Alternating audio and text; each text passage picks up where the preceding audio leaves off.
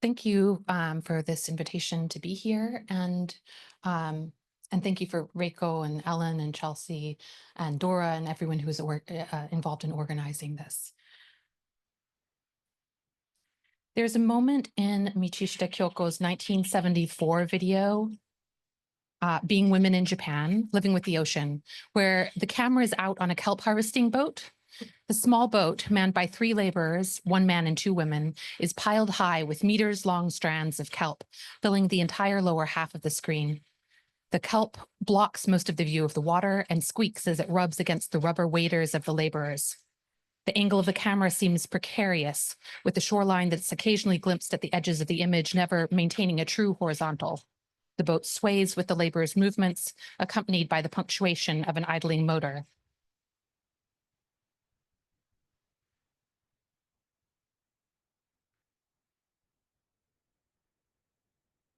Eventually, a pile of kelp overwhelms the frame, dwarfing the figures of the women laborers on the other side. And as Michishita is asked to move to one side to make space for the helmsman within the limited room on board, her camera slips down so that the dark, glistening piles of kelp fill the screen. But as the kelp is strung out across the ocean shore to dry, it's now the land that fills the frame, punctuated by the strands of kelp positioned by the laborers. Again, the laborers' forms are dominated by the length of the kelp strands, each length greater than the height of 2 or 3 people, and overwhelmed as well by the apparent vastness of the shore. Throughout the video, humans are positioned as contingent, basing their rhythms of work, school, and family life on the cycles of kelp harvests and the ocean conditions. It's only in those scenes when Michishita is interviewing the kelp harvesting family she shadows in their home that they come to dominate the image. This decentering of the human, paired with Michishita's focus during the interviews on the gender dynamics and labor practices of a kelp gathering family in Hamanaka, Hokkaido, hints at a potential archipelagic perspective in her work. By archipelagic, I refer to the framework that emerged from Caribbean studies as a way of articulating the loss of history and the connection to environment felt by formerly enslaved and colonized peoples in the wake of empire. In Michishita's video, her camera's clear interest in capturing the contiguity of island shores and ocean waters wherever she is outdoors bolsters this archipelagic impression. Her trajectory through the colonial-imposed names of indigenous lands that still find their roots in the Ainu language, Kushiro, Akeshi, Kiritapu, locates us spatially in a more remote area of Hokkaido, vulnerable to the winds of nature. Michishita's narration informs us that Hamanaka was hit by the tsunami from Chile's 1960 Valdivia earthquake and by the 1952 Tokachi earthquake and tsunami. Hamanaka is also split across an island and peninsula connected by the Kiritapu Bridge, an island off the coast of an island. It's in these incomplete and imperfect archipelagic resonances that I want to draw our attention to. Michishita may be an outsider in this community, but she grew up on Hokkaido and Sakhalin, aka Karafuto, and she likely invoked these elements knowingly as a part of her anti-nationalist, anti-imperialist vision of feminism. It is this latent archipelagic thinking, incomplete and unintentional, that indicates the radical potential of Michishita Kyoko's practice and the depth of her anti-patriarchal stance. Why am I discussing archipelagic trajectories in feminist video in a panel on global Asia's conceptualism?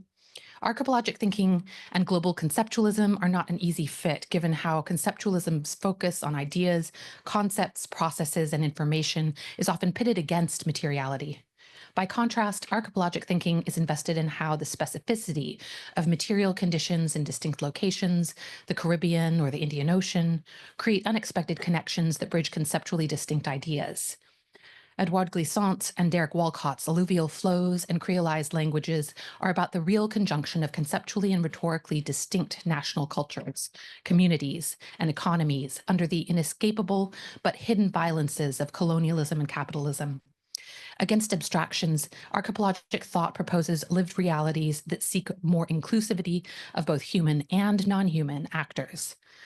The inclusivity of the archipelagic beyond national and cultural borders, against national histories, and the exclusionary lens of citizenship is where a resonance between feminism and archipelagic thinking emerges. And it is at this point that the uneasiness between feminism and conceptualism surfaces, since, as Lucy Lepard has noted in reflecting on conceptual art's limitations, quote, communications but not community, and distribution but not accessibility were inherent in conceptual art. Although the forms pointed toward democratic outreach, the content did not, end quote. Conceptual art emerges in the information economies of the Cold War era from a concern with the structural inequities of institutions and communication systems, leading artists to perform structural analyses through artistic interventions. Critical theorist Zoe Sutherland thus connects the globalism of global conceptualism to the global imaginary facilitated by new communications infrastructures in the 1960s and onward that created a supposed universalism in tension with the real asymmetrical power structures of art circulation. End quote. This is her quote here.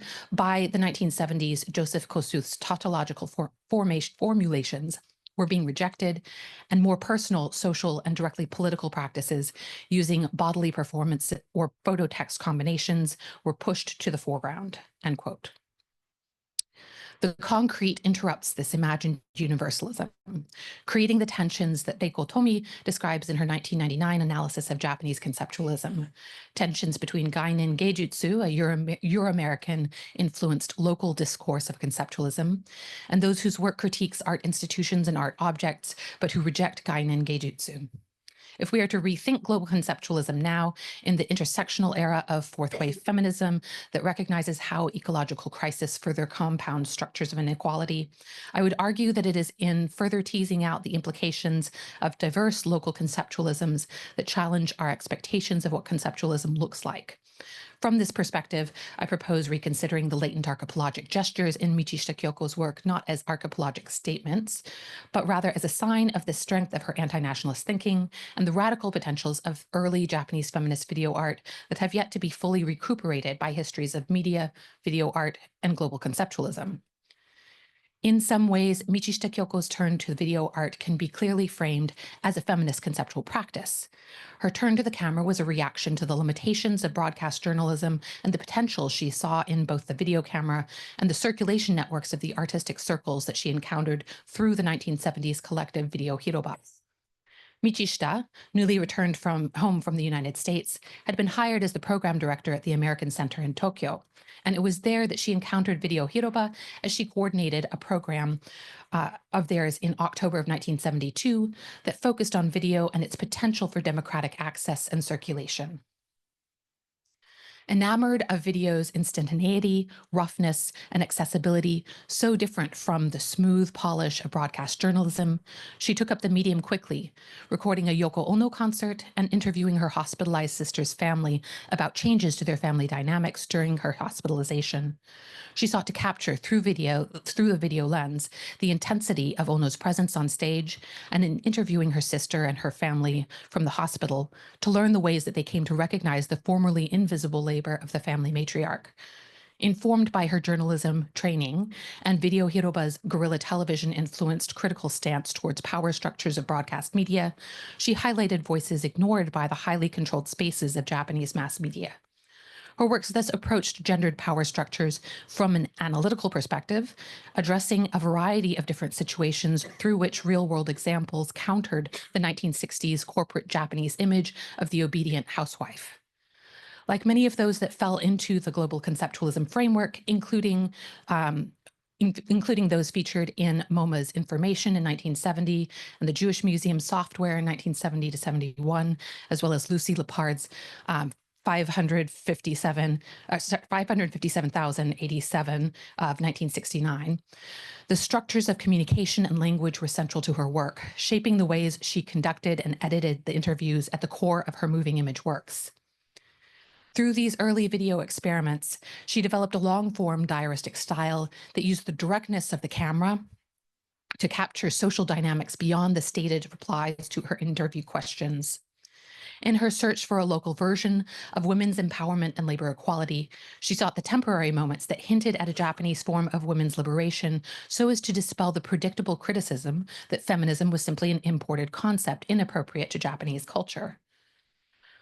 While informed by her time in Wisconsin and the United Nations in the 1960s, she was not simply transposing American feminism on Japan. Still, attending high school and college in the US when the civil rights movement birthed the women's liberation movement, she would likely have been aware of the intersections of the civil rights, anti-Vietnam, and women's liberation movements. And the critiques of state power at these intersections seem to have resonated with her concern regarding nationalism as it emerged from her family's experiences on Sakhalin. Born in Maoka, Karafuto, now known as Komsk, Sakhalin, in 1942, she was still a small child when her family had to flee Hokkaido, having been abandoned by the state, but the incident left a deep impression on her. In her 1996 Dennyo Prize-winning book, Das Britannia Waga Karafuto, which she renders in English as Farewell to Sakhalin, she attempts to grapple with the intersections of her family's personal account and the larger historical context of the August 1945 Soviet military offensive on Sakhalin. Within this story, her father's contradictory patriotism becomes a key point of tension. Michishita illustrates the conflicts in his patriotism by noting that he proudly displayed a photograph of the Showa emperor in his home in Sapporo post-flight, but also sought surrender rather than the suicide that so many of his neighbors chose when the Soviets raided his family's shelter. In the book, Michishita retells the stories her father and family recorded, piecing these borrowed words together to create a patchwork of what happened on a battlefield abandoned to the approaching Soviet forces by the Japanese Empire. The title of her book is telling, tying Japanese and Russian languages together to tell a story of the violence of clashing empires and the ravages of colonization, but a story told from the perspective of the settlers sent to Sakhalin in the name of the Empire of Japan. Her decision to look to kelp gathering communities as a site of such potential feminist dynamics, then, is particularly interesting. When Hokkaido was called Ezo during the Tokugawa period, the labor of kelp gathering was primarily performed by the Ainu, creating a form of extractive colonialism. Tokugawa merchants collected the kelp from the Ainu to sell down a sea route referred to as the Kelp Road. This route connected Hokkaido to Honshu, Kyushu, and even Okinawa in China. Hokkaido kelp was a much prized commodity even on the mainland, and the Tokugawa merchants benefited from the robust kelp trade, but the indigenous Ainu laborers were not compensated in line with the success of such trade. Are these modern kelp gatherers then related in some way to the historical Ainu kelp harvesters? The mother, who married into the kelp gathering family, mentions having come to Kiritapu from Yamagata via Karafuto, while the others interviewed were born in Kiritapu. Whether there are any longer connections to the region via the other side of the family is left unexplored. Instead, Michishita focuses on the form of the labor. She pulls out from the family several examples of the way labor is shaped by the rhythms of kelp harvesting. School schedules are adjusted to allow children to participate in the high harvesting season from July to October. Women and children are enlisted, she discovers, because of a change in labor patterns. Seasonal laborers used to come in from northern Honshu, but they no longer come. Families now bear the brunt of the labor. Michishita's questions also reveal that this results in a sense of camaraderie among the laborers and a collective dynamic at sea. Kelp gathering boats go out together and stay near each other as they pull in the harvest. They lay their yield out together on the shore to dry and talk of the community finding success together. The undertone of these responses is the intense precarity of relying on the oceans, which always include the danger of tsunamis and the oceans yield to make their living. We see the kelp gatherers head to the beach one day only to be stymied by the fog, waiting hours for a break and eventually having to give up that day. Through such incidents, Michishita explores a vision of feminism that critiques the human-centric exploitative orientation toward labor in capitalist empires, implicitly critiquing state instrumentalization. In the abstract, this archipelagic trajectory may seem idiosyncratic, but there was a discourse around the archipelagic in 1970s Japan. In 1970, Okamoto Taro published a series of conversations with anthropologist Izumi Seiichi entitled On the Culture of the Japanese Archipelago, Nihon Netto Bunkaron, making explicit the fact that his exploration of the Japanese margins, including Tohoku and Okinawa, since the late 1950s was meant as a counter to the abstraction of Euro-American-centric modernism linked with the nation-state and the nation-state's names, through the particularity of the geographic concreteness of the archipelago. Although still rooted in East-West oppositions, Okamoto positioned the archipelagic as standing in opposition to the all-encompassing sweep of capitalism and nationalism through particularism. Okamoto's vision, while less self-reflexive, resonates with the flattened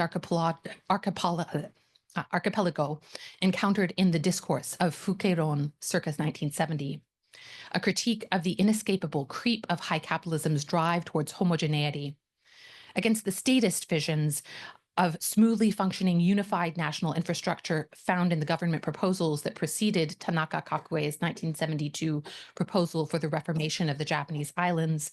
Photographer Nakahira Takuma, critic Matsuda Masao, and filmmaker Adachi Masao critique the extinction of landscape under the conditions of the homogeneous capitalist simulacra.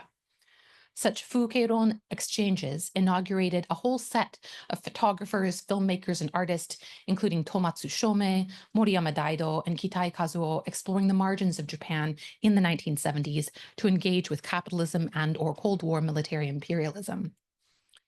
Cultural historian Franz Pritchard posits Nakahira Takuma's 1970 photographs of Okinawa, Amami, and Tokara as, quote, an effort to map a tense zone where overlapping yet different cultural worlds intermixed, encroached, and resisted one another, end quote. By exploring the archipelago at that point at which the Luchu and Yamato's cultural spheres intersect, through the overlapping of cultural, botanical, and historical thresholds, Pritchard argues he sought to escape totalized orders in favor of parts of an incomplete totality, much like Glissant's radical openness. While we don't have time to go into it here, documentary film collective Nihon Documentarist Union, NDU, also explored migrant labor flows between Okinawa, Taiwan, and across East Asia in their 1973 film, Asia is One, in a manner film historian Alexander Zalton positions as archipelagic through its explicit critique of Asian imperialism. In comparison, Michishita's interviews of Kiritapu kelp harvesters only hint at the forces of capitalism and empire that have led to these piecemeal proto-feminist responses to environmental and economic precarity. And yet, considered alongside her later works, they point to the radicality of her critique of patriarchal structures. While seemingly non-political, her 1976 three-part film series In My Hometown presents film sketches of her hometown, presumably in Sapporo, where she spent her childhood, in a nostalgic register, overlaid with popular 1970s songs featuring strong Japanese female singers. Yet these images of Sapporo primarily present either a view of snowy residential homes through glass doors and windows, or shorelines, mountains, and seascapes void of human construction. We get no sense of the urbanism of Sapporo, but we do get a clear sense of its island character, framed through women's voices. By the early 1980s, when Michishita creates a series of portraits collectively, titled Video Portraits Men, she has moved away from this archipelagic framing, but retains a more complex and nuanced understanding of the structures of patriarchy. These creative interviews explore the way patriarchy colludes with capitalism to shape productive laborers by focusing on creative men whose lifestyles and work eschew conventional expressions of masculinity. The archipelagic trajectory I speak of in Michishita Kyoko's Being Women in Japan, Living with the Ocean, then, is not the complete and total critical rejection of empire we might idealize, but it is indicative of an intuitive recognition of a deeper structure of patriarchal thinking that underlies empire at a moment when artists across Japan were awakening to the ways that nationalism, empire, and capitalism conscribed their worldviews, and points to a critical archipelagic trajectory within global conceptualism. Thank you.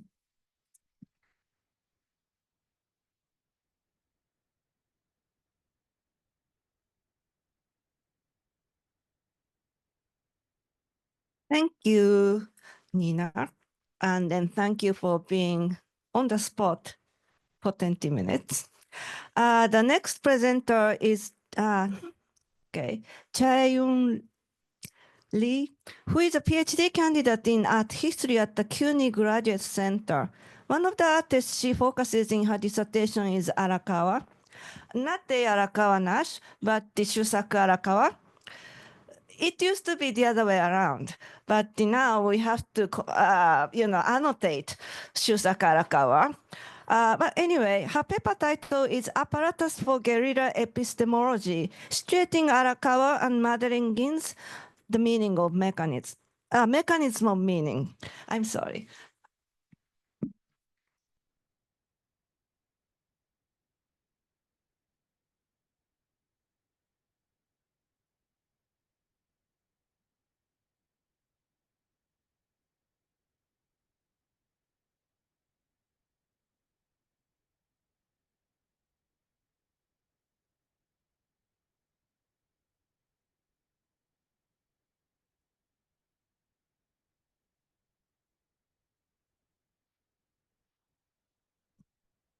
Well, okay. Thank you so much for Reiko for inviting me to the symposium, and thank you for joining us. Okay. Between 1963 and 1996, Japan-born artist Shusaku Arakawa and American poet Madeline Gins collaboratively produced The Mechanism of Meaning, a magnum opus comprising 83 large-scale panels, each measuring 96 by 68 inches. Arakawa and Gins began working on the project shortly after Arakawa relocated to New York from Tokyo in December 1961 and met Gins at the Brooklyn Museum Art School in 1962. In Japan, Arakawa was part of the Neo-Dada organizers, an avant-garde collective that rejected traditional art practices and establishment in the spirit of anti-art. There, Arakawa was known for his quote-unquote coffin sculptures, which comprised of grotesquely bimorphic cement and cotton masses inside wooden boxes. Arakawa's move to New York was aided by poet Takiguchi Shuzo, who connected him with Marcel Duchamp. Upon arriving in 1961, he was soon incorporated into the New York circle of avant-garde artists such as Jasper Johns, Andy Warhol, John Cage, and Yoko Ono. Around the time he embarked on the Mechanism of Meaning, he also shifted his practice to diagrammatically composed mixed media paintings. An example on the right. The majority of the Mechanism of Meaning's 83 panels were produced between 1963 and 1971, including one serving as a table of contents outlining its 19 subdivisions or chapters. A portion of this initial group of panels debuted in the Japan Pavilion at Venice Biennale. I mean, resonances from yesterday's presentation, another Arakawa. And it actually, Sekine Nobuo was it was the same year that they presented. So inside the pavilion was this presentation of Arakawa's and Gins's Mechanism of Meaning. And in 1978, several panels were added and the table of contents revised. And in 1996, on the occasion of Arakawa and Gins's exhibition at the Guggenheim Museum Soho, a final edition of a 2-panel architectural rendering, City Without Graveyards, culminated the project. Each phase of the project was accompanied by or documented through 4 different publications. Each panel combines text, images, diagrams, and objects to create perplexing games and exercises that challenge our habitual modes of perception and cognition. For example, in a panel from the chapter Neutralization of Subjectivity, a web of jagged intersecting lines is accompanied by the instruction, quote, make these lines as elastic as possible. Excess air may be let out at any of these junctures, end quote. Attempting to comply with this impossible command instantly activates the viewer's imagination.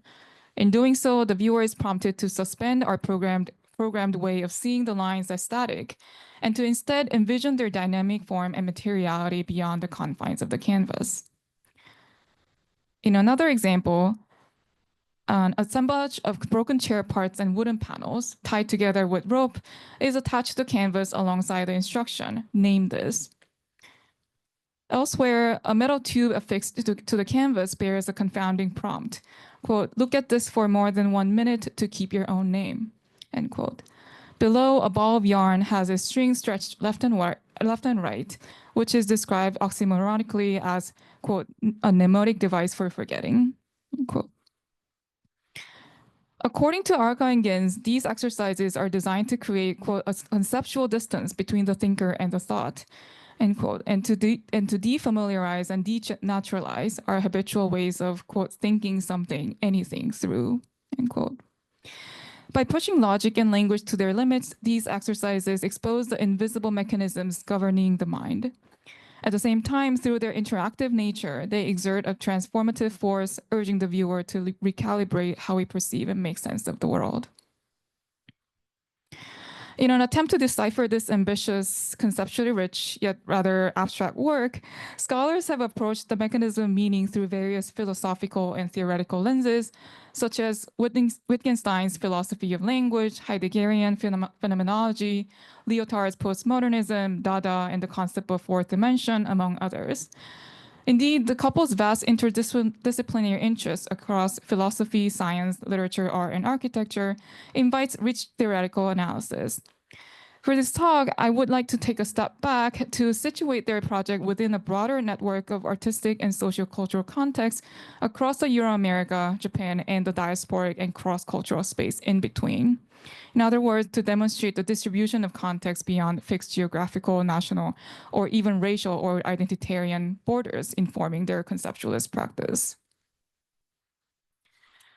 While Horisaki-Christens' work in New York can be approached from a variety of perspectives, my approach today is guided specifically by the following quote from Arakawa, made in 1996.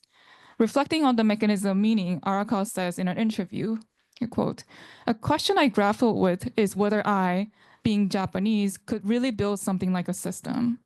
As an experiment, I attempted just this. After 5 or 6 years, I became convinced that it might be possible. A realization achieved through distance from my home country, end quote. On one hand, this quote introduces Arakawa's interest in the concept of system and in the task of building one for himself. On the other hand, it reveals how his Japanese identity and life as a foreigner in the US informed his approach to the project, a topic I'll return to later. Arakawa's use of the term system invokes the widespread currency of the concept in the 60s and 70s art world. In Systems Aesthetic, published in Art Forum in 1968, critic Jack Burnham observed quote, a transition from an object-oriented to a systems-oriented culture where change emanates not from things, but from the way things are done, end quote. Rooted in mid-century cybernetics, systems thinking framed the world as a network of interrelated dynamic processes. The 1960s marked a high point of cultural visibility for systems thinking, prompting artists to forego the fetishism of art object and the romantic view of artists as transcending the rules and conventions of society. Instead, art and artists were considered an inherent component of complex system of image production, communication, and social practice. Artists across Euro-America responded to this rise of system thinking in distinct ways. Hans Haka's Sapolsky et al., for example, chronicled exploitative real estate links in Manhattan to analyze existing socio-political and economic systems and to question the art world's embeddedness in these systems. Marcel Bothier's Museum of Modern Art Department of Eagles appropriated and parodied the visual codes and classificatory logics of cultural institutions to reveal their ideological foundations and absurdities. Meanwhile, artists like Joseph Beuys, who Arakawa was was acquaintance with and fondly remembered, especially after Joseph Beuys' passing in the 80s. Constructed counter systems. His theory of social sculpture, based on the notion that everything is art, or his founding of Free International University, sought to supplant the existing systems of art and education with a radically democratized and interdisciplinary model. The mechanism of meaning resonates with all three approaches, but ultimately charts a distinct path. Consider the titles of its 19 subdivisions, which range from neutralization with objectivity, the energy of meaning, splitting of meaning, reassembling, feeling of meaning, construction of the memory of meaning, and reviewing self-criticism. According to the meaning-making process, approaching the meaning-making process itself a complex system, the project maps perception and cognition across emotional, linguistic, spatial, and material registers, echoing Haka's model of charting and exposure. One of its panels, humorously titled "The Network of Ambiguous Zones of a Lemon," can serve as a visual example of charting a complex field of relationality. At the same time, the unusual descriptions of some of the titles, what could the feeling or memory of meaning possibly be, reveal elements of absurdity and reinvention in the manners of Bruthers and Boyce. Like these artists, Araka and Ginz's critique of meaning encompassed, though not limited to, a critique of art as an institution, as that which is founded upon a set of rules governing meaning or value-making processes. But the individual panels of the mechanism of meaning stand out in their distinctly operative nature. In other words, its persistent and deliberate ways of acting on the viewer's epistemic habits. As you've seen above, its nonsensical instructions, paradoxical propositions, and recursive logical impasses seek to scramble systems of knowledge from within, positioning the mechanism of meaning as a kind of apparatus for epistemological disruption. In this regard, a consideration of the history of conceptualism in Japan, where Arakawa spent his formative years until 1961, may prove instructive. Particularly noteworthy is the notion of the artwork as an apparatus, or sochi, which emerged among Arakawa's fellow anti-art practitioners such as Yutaka Matsuzawa and Tetsumi Kudo circa 1960. As Reiko Tomi explains, Kudo described his assemblages made from ordinary or junk materials such as string, vinyl tubing, and scrubbing brushes as, quote, apparatus for self-confrontation, end quote, or vehicles for interrogating his existence within post-war consumer society. Matsuzawa, on the other hand, envisioned his art as an apparatus for activating the viewer's mind, whose emphasis on the immaterial transactions between the object and the viewer bears closer affinity to Araka and Ginz's project. A pioneer and conceptualist known for his esoteric language and radical call to banish humanity and civilization, Matsuzawa began producing works that paired visual material with text since the early 60s. Either printed as flyers or published in an outside magazine, these texts functioned as operational manuals, so to speak, centered around the concept of psi and often incorporating mandala-inspired forms. His works reflect an interest in parapsychology or study of extrasensory phenomena like telepathy or clairvoyance, which he believed were crucial to understanding humanity and the universe. The accompanying text, like the one shown on the right, guided viewers through specific ways of engaging with the objects, designed to generate invisible forces. By 1964, Matsuzawa had renounced the material object component of his art and committed instead to a fully textual and immaterial practice.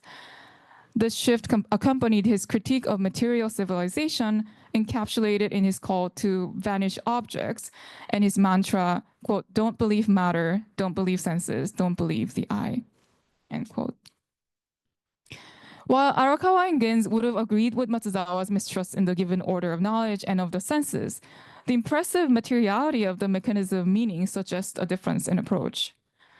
The large scale of the panels confronts the viewer, the body of the viewer, and the various collaged objects, which include a metal bucket with colorful string, a basketball hoop and a ball, a balloon, neon tubes, etc., anchor the viewer in an embodied experience of the work in its three-dimensionality.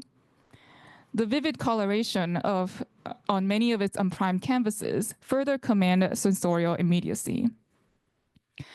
To be sure, the mechanism of meaning in its total configuration maintains a tension between materiality and a pull toward dematerialization. Undermining its object status, the couple often described their project as a research project or a series of exercises laid out in large, quote unquote, pages of a notebook. The fact that they published The Mechanism of Meaning as a series of books emblematizes this conceptual elasticity between large-scale canvases and handheld notebooks, underscoring the project's materials flexibility.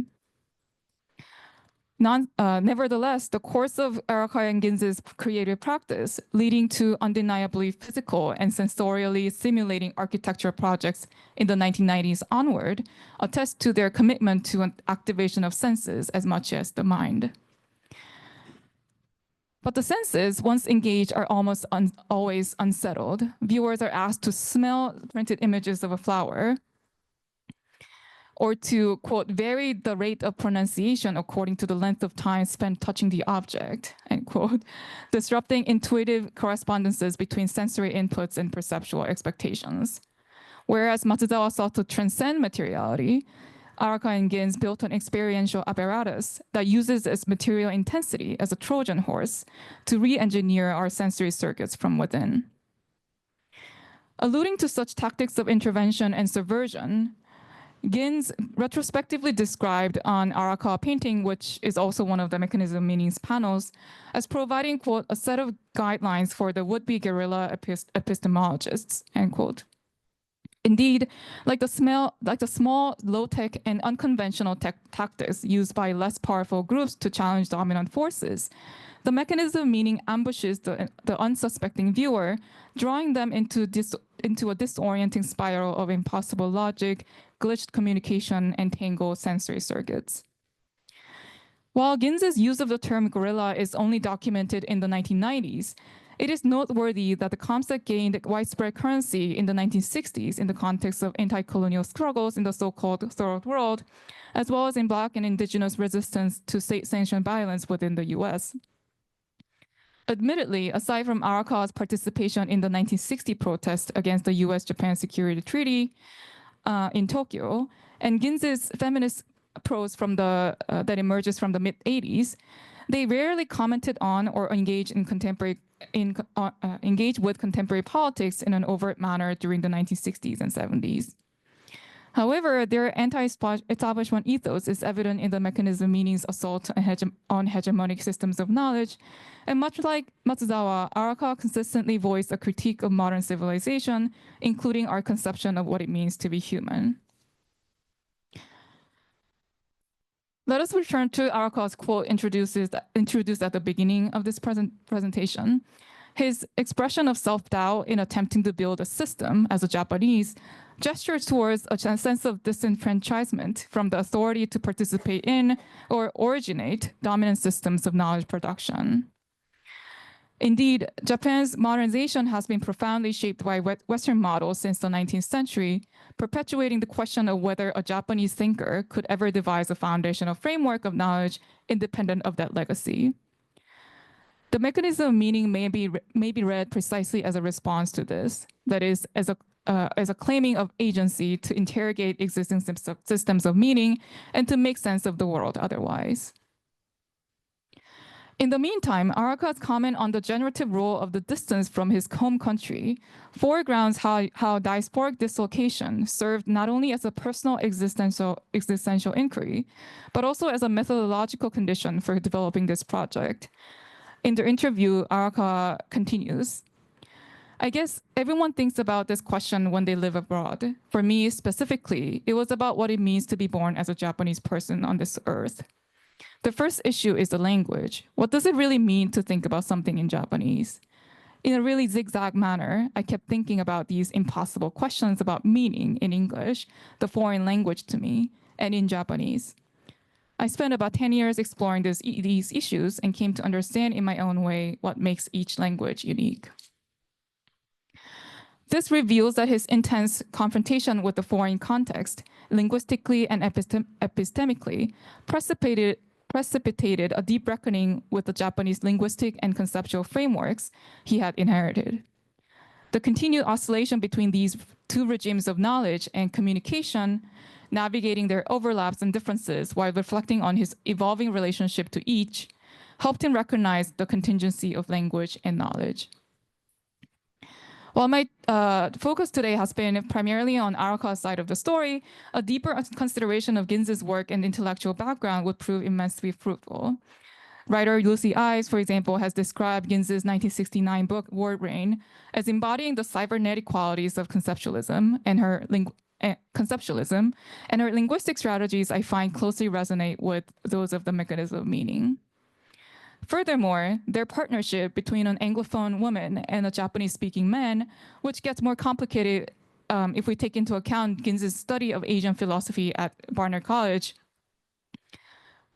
which is very interesting, but I wouldn't have time to go into it today, or now, for now, would have provided a dynamic and intimate context of epistemic and linguistic cross-pollination, forming the ground for their guerrilla epistemology. Situated at the intersection of Burnham's systems aesthetic, Japanese anti-art strategy, diasporic reflection, and cross-cultural interpersonal collaboration, the mechanism of meaning resists facile geographical, national, or even racial categorization. In a manner akin to its aims of appending our habitual modes of perception and cognition, its distribution across multiple geographic, social, and epistemic registers serves to decenter hegemonic Euro-American and nationally circumscribed narratives of conceptualism from the 1960s and 70s. Thank you.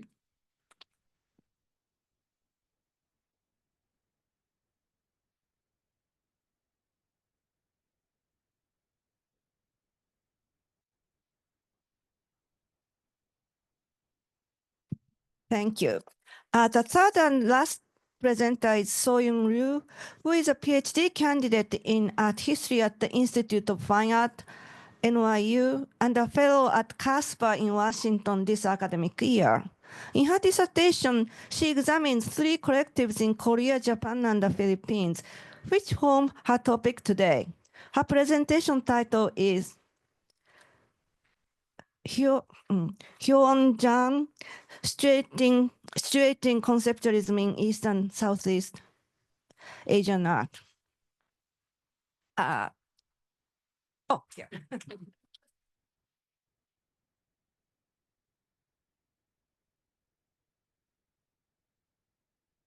Thank you very much, Reiko. I'm extremely honored to present in memory of Alan Longino. I've never met him, but I'm feeling like I'm meeting him, and this room is so full of his presence.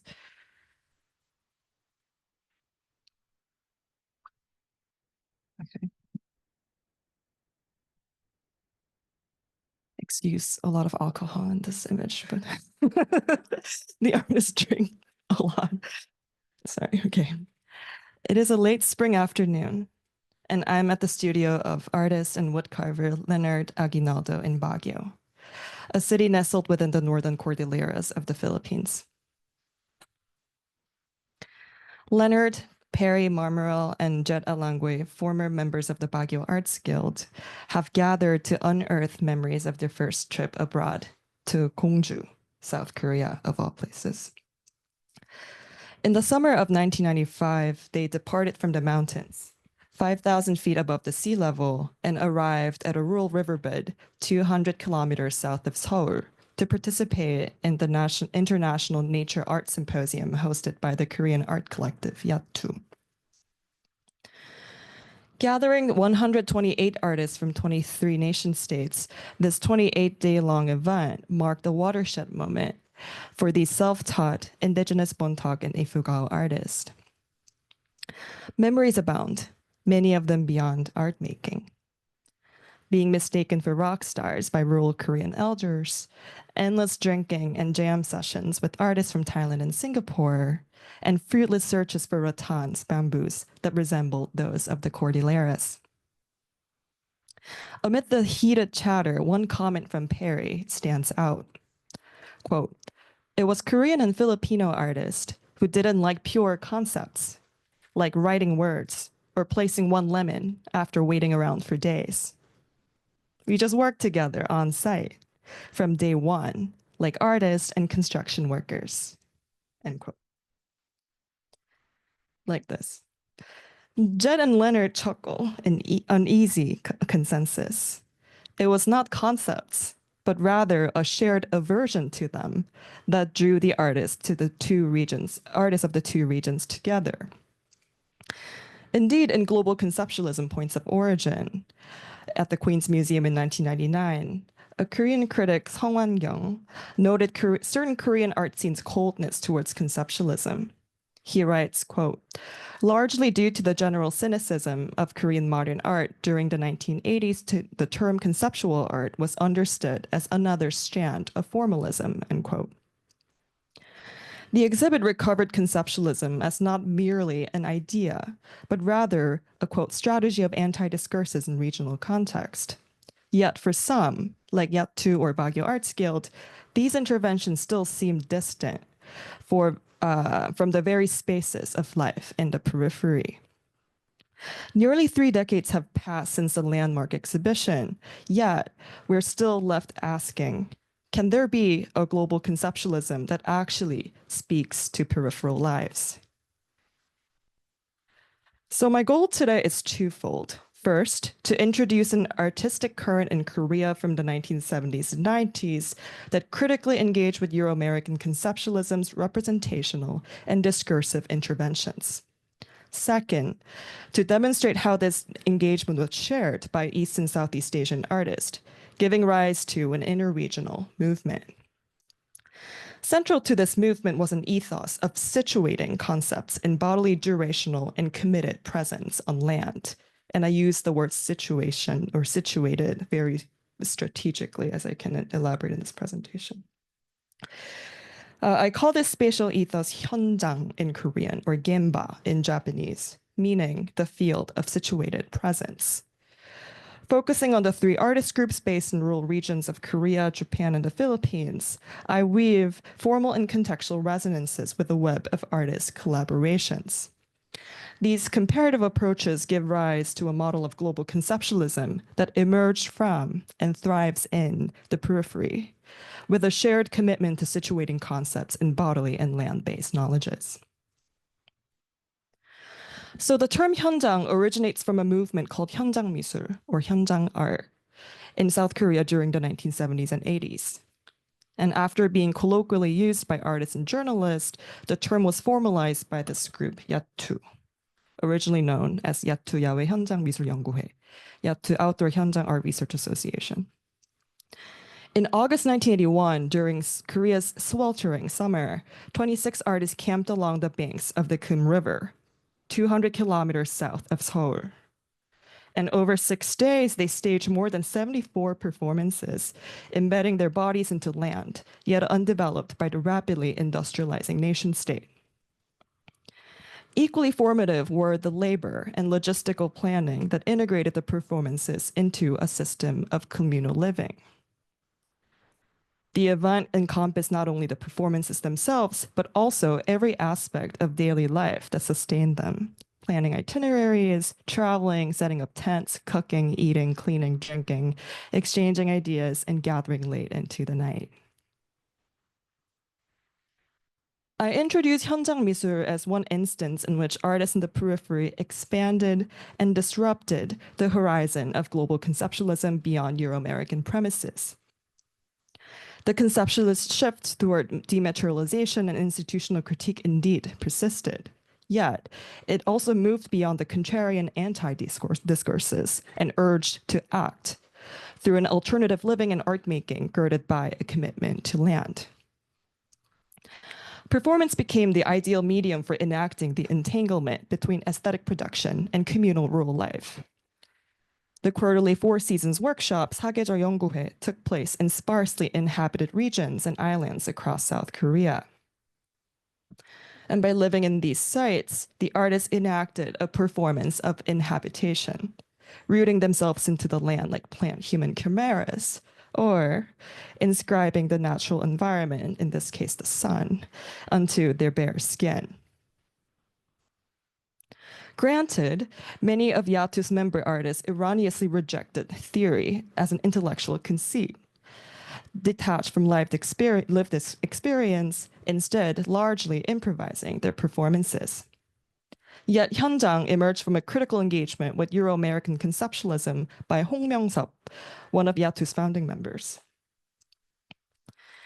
In 1975, Hong wrote a brief but foundational text titled From the Representational World to Hyunjang, Critique of the Alienation and Discourse of Reality. He presented it 6 years after, during Yatu's inaugural event, laying the theoretical groundwork of Hyunjang. In this essay, Hong urges art to escape the illusion of consciousness and the analytical mannerism through which interpretations are reproduced ad infinitum without a firm grasp of reality. He characterizes this distant analytical gaze as Western, a mode of seeing that reduces the world into concepts. In contrast, nature or the physical world cannot be understood by the mind alone. As an alternative to the tyranny of mind, Hong suggests Hyunjang, a site of bodily presence where consciousness fuses with bodily feelings. He writes, and I'm just going to read this quote, "When the experiencer and experience are united into a whole, that is, when I participate in the world mediated by my bodily sensations, we can open a new reality brimming with the dynamic forces of life.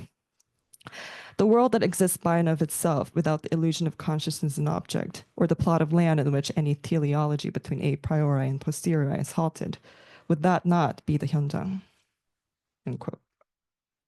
Here, Hong clearly positions Hyunjang as an alternative model of Euro-American conceptualism. While the latter aimed to visualize processes and methods of production as concepts, Yatu went further and situated them in the rural land, mediated by artists living, laboring, and producing by the bodies. So I've introduced Hyunjang as a critical stance against Euro-American conceptualism's discursive interventions. At the same time, I also emphasized that what undergirded Hyunjang was an ethic, that was the artist's aversion to concepts that was at times simplified, if not erroneous. On the one hand, thinking of conceptualism as a pure concept erased various interventions that, quote, called into question both the fetishization of art and its systems of production and redistribution in the late capitalist society, end quote, as Marie Carmen Ramirez writes in the catalog of Global Conceptualism. This anti-intellectualism was accompanied by the valorization of bodily presence, everyday life, and the rootedness to the land. Resulting from this logic was a conflation of aesthetics and ethics. In order to stay rooted in the land, Yatu was to eschew metropolitan art institutions and remain on the land at all costs. Im Dong-sik, one of the group founders, refused to participate in art events in Seoul and urged other members to do the same. One former member recalls that by the early 1990s, Im was practically living in the group's communal space, choosing to live within its art. According to the ethos of Hyunjang, art must enact life until living and art making become indistinguishable. I've introduced Hyunjang Misul as an alternative development of conceptualism that emerged in rural Gwangju. However, as suggested at the beginning of this talk, the potential of Hyunjang Misul lies in its expansiveness, not only as an indigenous development in Korean art, but also as an interregional movement across Asia. The need for interregional thinking in global contemporary art was already posed by Reiko Tomi in 2016 in her book Radicalism in the Wilderness. She writes, quote, "We have begun to deconstruct and decenter art history, but barely know how to regroup and narrate in a decentered manner," end quote. In response to this problematization, I suggest Hyunjang Misul as one axis of this decentered regrouping and introduce 3 comparative approaches that together weave a web of relations for what I call communal regionality of East and Southeast Asian art. So the first approach is formal and conceptual resonance. Here I expand on Haru Ichiro's concept of international contemporaneity, kokusaiteki tojise, as well as Tomi's resonance studies. Both offer crucial frameworks to weave together formal and conceptual similarities into a contemporaneous aesthetic movement. However, as an extension of juxtaposing Japan and Euro-America, I bring together various Asian rural contexts. So the image on the left shows Yatu's 1985 event in Hodo, a remote island off the western coast of South Korea. The image in the middle depicts the Japanese art group The Play's 1974 performance in Minami Daito Island, Minami Daito-jima, a remote island in Okinawa Prefecture. The image on the right captures the 1992 performance by Baguio Arts Guild member Roberto Villanueva titled Aita Among the Artists in the Philippines. So despite occurring many years apart, all three performances took place in the so-called peripheries of the rapidly industrializing and centralizing nation states.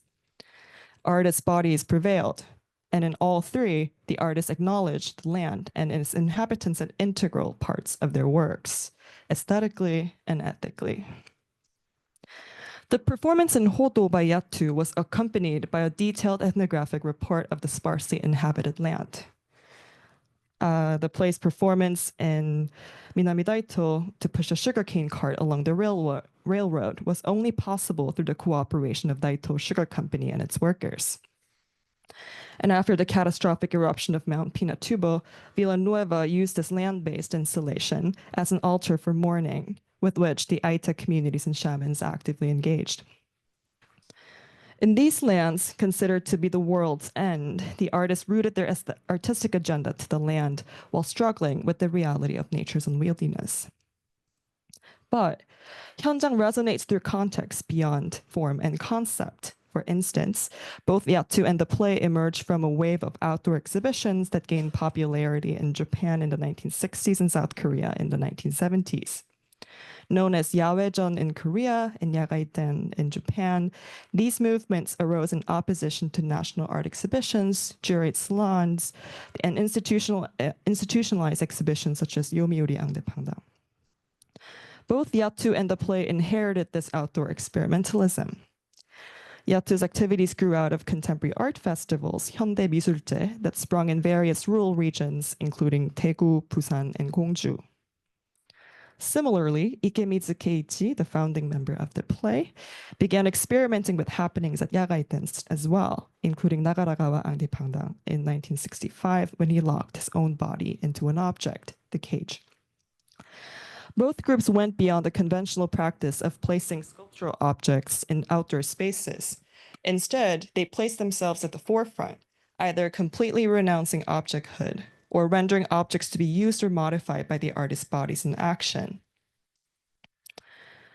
As Tomi has extensively outlined, resonance studies open up the possibility of conducting comparative work metaphorically, without being limited by the need for evidence, whether material exchange or physical contact. The role of evidence in interregional art history has been a contested issue indeed. And Monica Gineja has famously argued for a transcultural art history that posits material and cultural encounter as an alternative to style-based classifications. In the case of interregional history of 현장, however, I argue that the materiality of relationships takes a different significance. Rather than serving as evidence of causality, it stands as a testament to the shared presence of like-minded artists. 현장, in this sense, is both a periphery and a gathering place for life, a wilderness and a plaza. Here, I draw on linguist Mary Louise Pratt's 1991 concept of the contact zone, a social space where cultures meet, clash, and grapple with each other's shared histories and power dynamics. At the same time, I conceive 현장 as also a space of co-constitution, where artists consciously work together and grapple with the stakes of creating an interregional movement. So for Yattu and the Baguio Arts Guild, this co-constitution took place through international art festivals. Beginning with local events, both groups carried out their internationalist visions in 1991. The International Natural Fine Art Exhibition of Kum River, and the third Baguio Arts Festival, all held in the same year.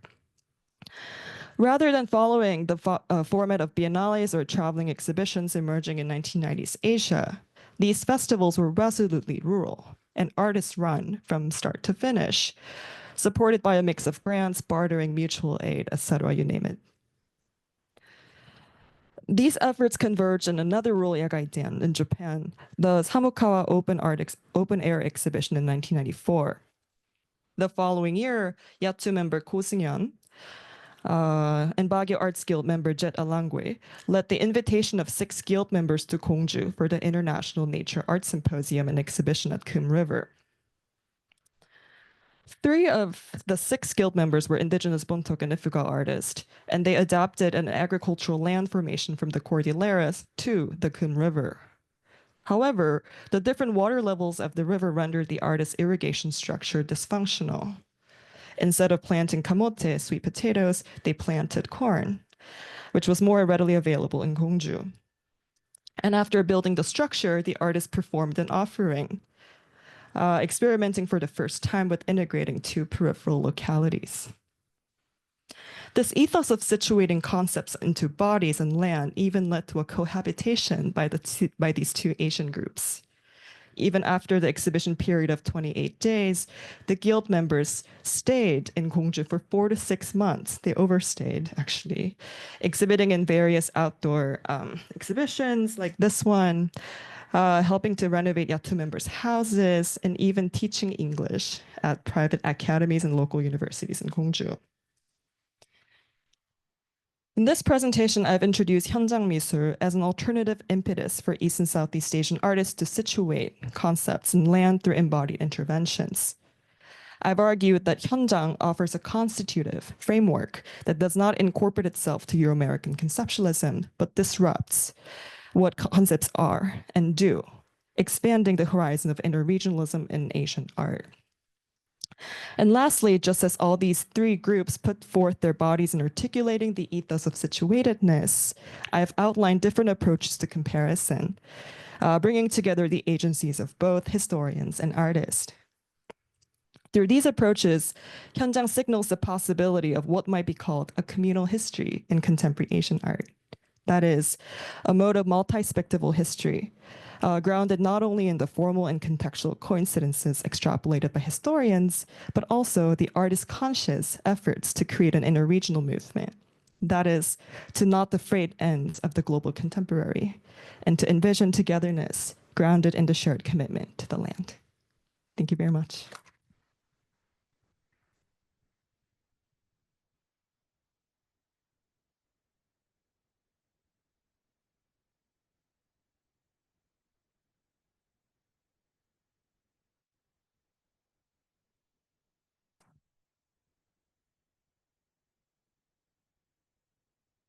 Hi, before I give a comment, I just want to preface it about the Ponja's 5 minutes rule. Ponja have many things, and then 5 minutes rule is a really important one, especially the conference like this. The Ponja's strong desire to engage specialists as well as non-specialists and the audience alike.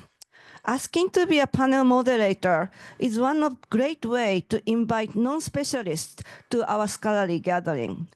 So this one, theme is Asia, and then more or less everybody is Asian specialist, although regionally different. So it might not appear, but we always think about Euro-American modernist scholars as our counterpart, and how do we want to engage them and even force them to study us. And then, so asking to be a moderator with light duty of 5 minutes of your own thought. There's no rule against modernists commenting on Asian practices or from their, from their own perspective. We welcome that actually. So after that, the moderator has to let speakers, the presenters, talk among themselves or with the audience, so that we can extend the presentation into lived experiences, which was really the theme of this panel too. Anyway, so that was the Ponja's 5 minutes rule. And then if I may add, I'm also strict about the presenter's time limit. This symposium, we set it at 20 minutes, because if you go over, not only you take up other people's time, these other people actually includes yourself as well as, your presenters, and then also, people who wants to talk, other than you. So anyway, okay, let's get a little serious. And then, my comment. When I thought about setting up a panel on conceptualism, I could have simply aimed at expanding on global conceptualism, which 3 presenters actually did, and I appreciate that. And then, but exhibition took place more than a quarter century ago, before the idea of global art history kicked in, let alone the concept of multiple modernisms. Back then, this is a true story. Back then, the director of the Queen's Museum vehemently opposed the use of the term global because it is a fad. Above all, it's just an economic or financial jargon, which would go away within a few years, she was afraid. So I myself strongly supported the use of global at that time. But one thing, global comes with local, and this pair, global and local, was fundamental to many way of thinking about the conceptualism, not only conceptualism, but also modernism as a whole.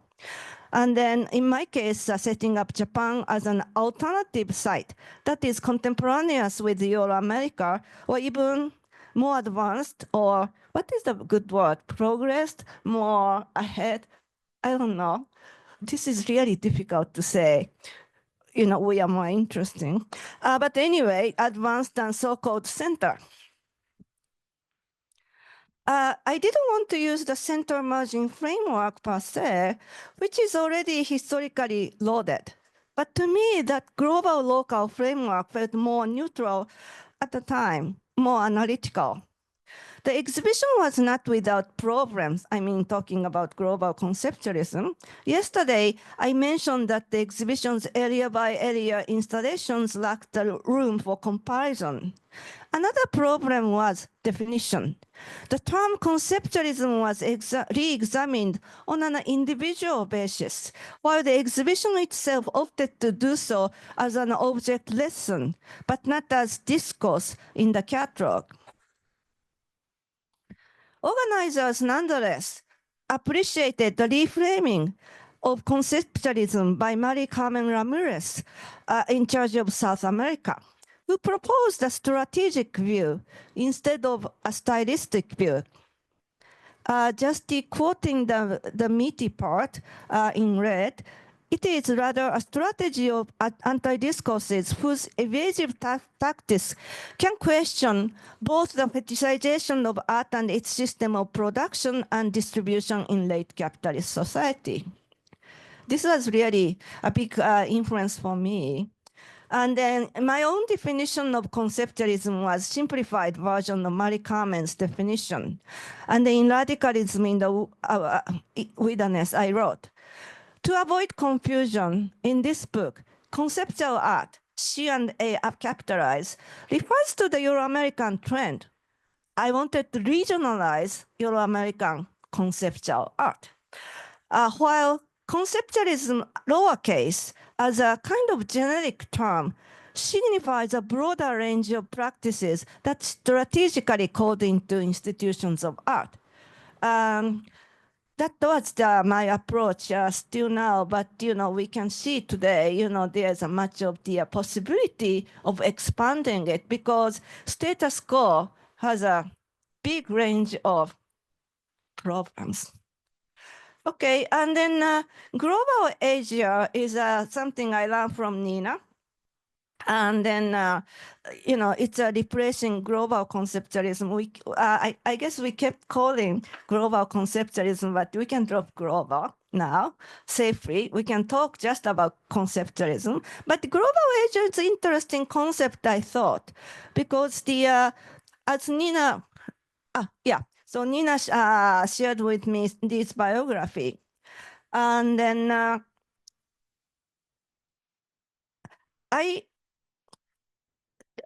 it's still forming the project, I think. Information evoking progress. My objection was they were too precise. No, it's a good thing, like academics to be precise is by nature, that's their prerogative. I don't contest. But to me, defining too precise is the issue because you are trapped into the definition.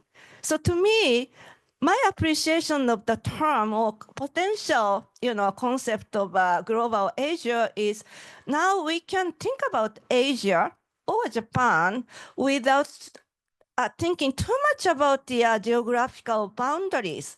But, the people of Asian or Japanese descent all over the world, practically every corner of the world nowadays, I think, and how we incorporate the homeland as well as those people in diaspora. And then I think the symposium itself is beginning to address how we can do it, this global Asia approach, because next panel is diaspora, right? So this is really a very interesting project for Ponja too. So maybe I should say from now on, global Japan, because Japan and its diasporic areas, that's really mouthful to put on the book title, don't you think? But anyway, let's please presenters come to the front, and then we can turn off the slide, and then we can get the light up.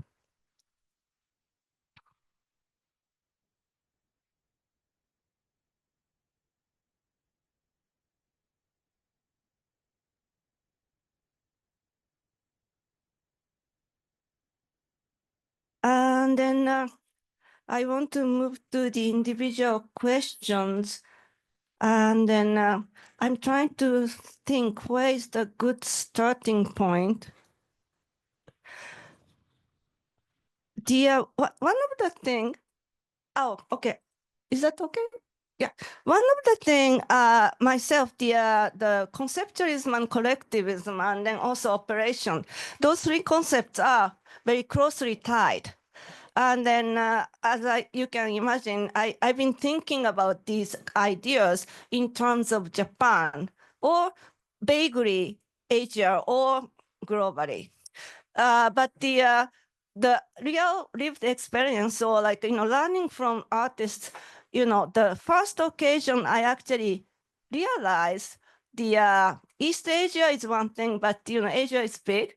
Like Southeast Asia, I had the occasion to be in Singapore for the conference about collectivism, and I had an occasion to listen to the local artists in that area, Southeast Asia, and how they do collectivism. And then it dawned on me suddenly, I never thought about this before, because life, how you live, is part of your collectivist practices, because that is actually necessary operationally speaking, as well as they have to live and then make art and so on and so forth. So the conceptualism is somewhat like that today we learned.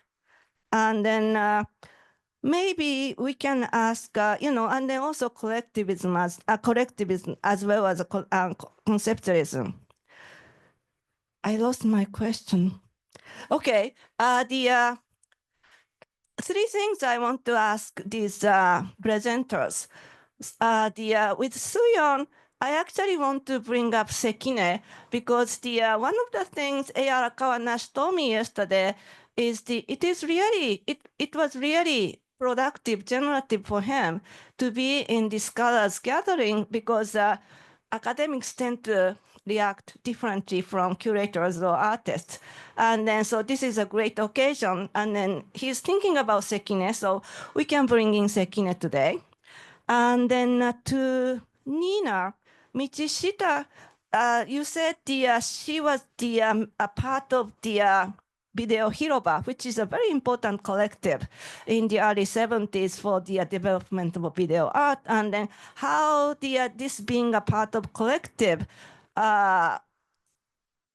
served her well, or how she served for the collective, and so on and so forth. And then for Chaeeun, you drop a very interesting hint for the reverse thinking of diaspora, because you talk about the Madeleine Gins interested in Eastern thought, while Arakawa was very mindful about the Western art and thinking. So maybe the Madeline's part, little bit, you can play up. So I think the first question goes to who is the best one? Volunteer? Maybe Nina, you go. Okay, so yes, Michishita Kyoko was part of Video Hiroba, which had been founded in 1972. And a big part of the way that they worked was by sharing a camera. So they were both a collective that had collaborative actions together and had individual practices that they worked on. And she was more in the individual practice realm, showed together her work circulated internationally through Video Hiroba's connections with in 1975 with this ICA Philadelphia video art exhibition. And so I would say Video Hiroba was very important for her because it was how she entered video in the first place. She had been trained in journalism. She was interested in the arts, but she was sort of working as a programmer. And she saw a possibility she had wanted to work in journalism, but didn't see the kinds of ways of talking about experiences that she thought were important within that space of journalism. And so in a way, the way that she works in video is very much shaped by writing and thinking about new ways of composing sort of written structures of literature, but she imported that into her video work. So for her, it was an introduction to how to actually physically work with video, and then how to think about circulation of her videos in a different space, and how to think about collaboration. So like the video works that she did in the 80s with some of the artists in Video Hiroba, as well as other artists who were sort of in their circles, and then other kinds of creative individuals. She did about 15 of these portraits, were a way for her to sort of move away from the individual voice and a way to think about collectivity. So I think being in that space of Video Hiroba, where they were having discussions about how to use the video camera to destabilize both art institutions and mass media institutions sort of at the same time, was formative for her. And I would say what she did for the group was bring in a very explicitly feminist perspective to it and explore the possibilities of feminism that a lot of the other members didn't want to do. There were other women in the group. Nakia Fujiko was a founding member of the group, but she wasn't interested in doing a feminist project. She was a woman working within structures of the Japanese sort of gender hierarchies, and certainly aware of it, and it shaped her work. And I do, in other contexts, place her with alongside Michishita Kyoko and Iri Mitsumako and Shigeko Kubota as being the sort of transnational feminist media producers whose projects are beyond just the thing that is talked about as the art object, but connected, as you were saying, to life and the ways that they interact with production. But in that case, I would say that is sort of the way that I see her connected to the collective and the ways that she shaped it. Pass along next to her, next to you. Yeah. Oh, no. You. Yeah. Oh, okay. Yeah, I mean, Madeline's, I would even say, Arakai and Madelin's being a two-person collective in a way, I think about like how Jasper and Johns and Rauschenberg being a two-person, or Neo-Dada being a two-person movement was an important factor that sustained their kind of experimentation rather than being completely isolated and kind of, having even one person supporting and kind of witnessing an act matters a lot. That's what I wanted to say. And I find your use of the word like reverse diaspora like kind of interesting, and because I think I had I wasn't exactly sure how to describe or how to characterize Madeline's relationship to Asian philosophy, thinking tradition. because I think about the context of the 60s being kind of swept with this kind of aftermath of the Zen boom, so-called Zen boom of the 50s, when so many white critics, artists, John Cage, etc., were fascinated by Asian philosophy, like especially Japanese kind of philosophy and their relationship to Asianness versus Madeline's. And I do feel there is certain important distinction to be made between them, just because Madeline's white. She has like, equal relationship, like kind of predatory relationship to that. I wasn't convinced by that, but I'm still kind of thinking through how exactly precisely to describe that relationship. But thinking about the diaspora as, according to like following Arakawa, a certain sense of distance from home, I think Madeline's kind of being kind of trained in this Asian philosophy and kind of in her own way as a woman, trying to make use of that without falling into the trap of Orientalization that Arakawa, being next to Arakawa, she would have been like so alert to the danger of it.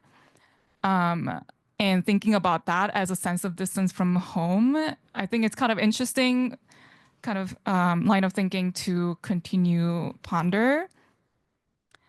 But to talk about like the broader perspective of their collaboration. So Arakawa was very much immersed in kind of Western art history and philosophy, even though critics around him would kind of ask questions like, are you a Zen Buddhist? He would be very adamant to refuse any association with those kind of essentialized form understanding of Asianness. But internally, there was Madeline, right? So they were very cautious, but then like their navigation of that kind of sense of like terrain of expectation was very shrewd. And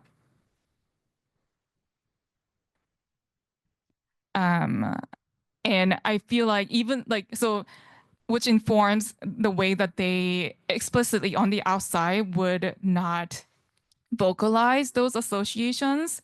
There are certain kind of surreptitious ways that they try to translate, articulate those ideas, but in a very cautious manner.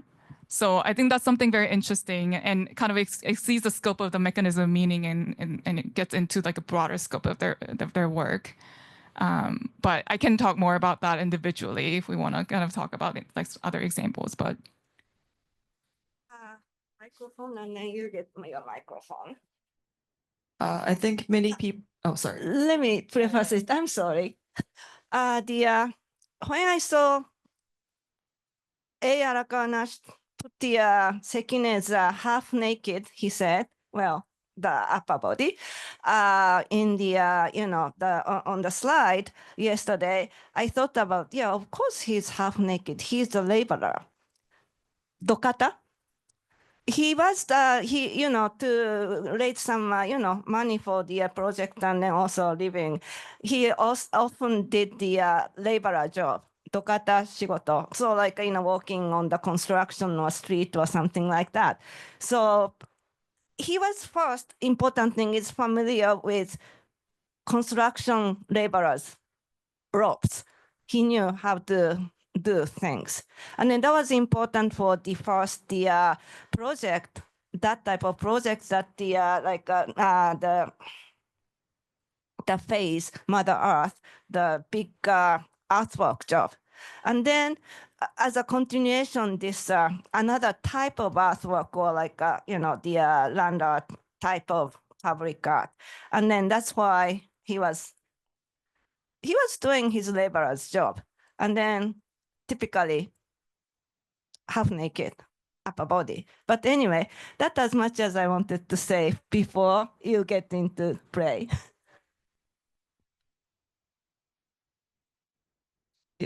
I actually took a photo of Arakawa Nash-san's questions for babies, so I'm just going to read them.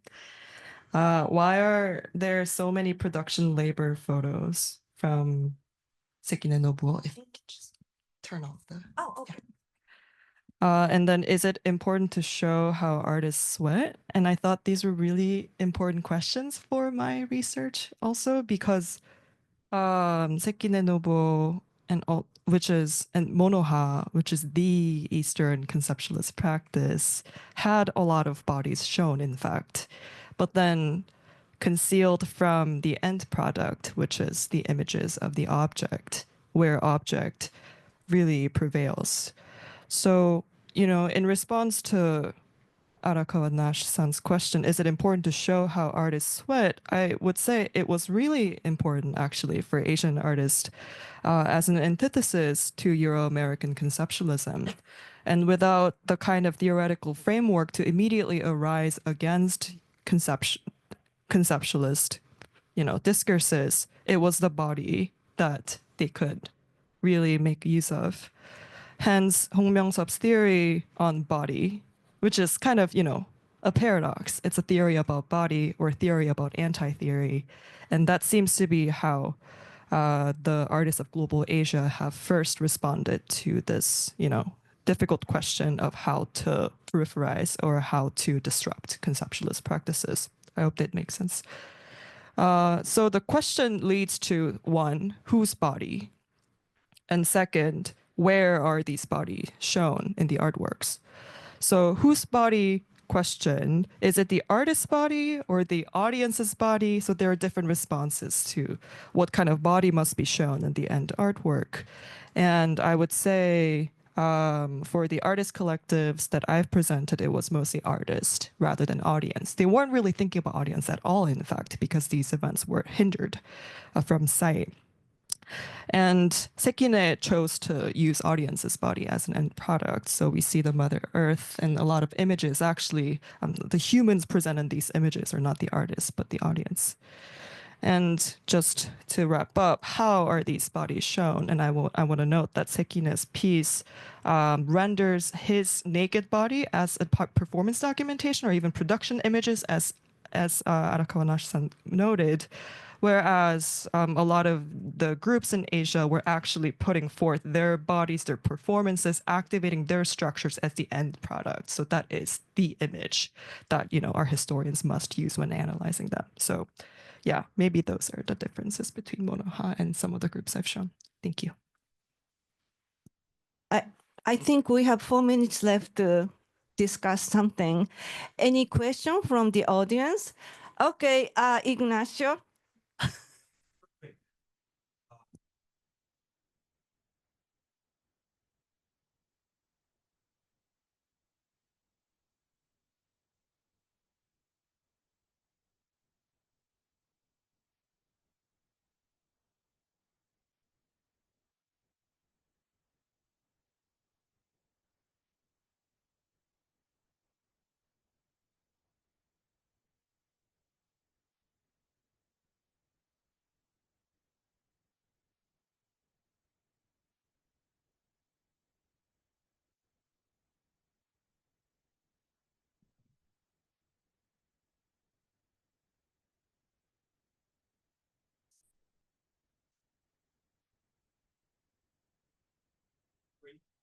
Theoretical intervention, historiographic intervention, was the recentering of the sea as a structuring agent, kind of like Panambole, kind of Mediterranean, but if instead of that, talking about the 7 seas that interconnect the landmass that now we call Asia, right?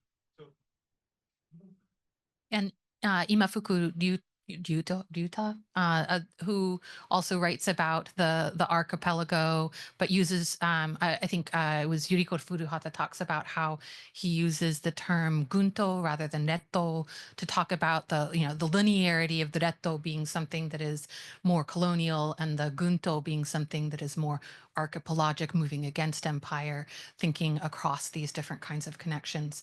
I mean, in terms of how I'm framing Michishita Kyoko, that's really important. Okay, one more question behind the Ignacio.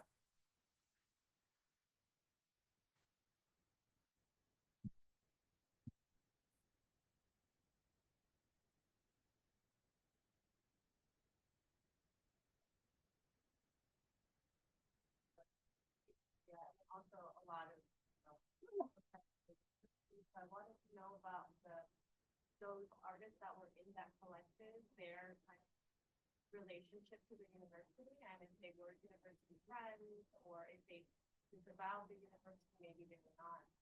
Or I don't know. Yeah, very important question. Thank you very much.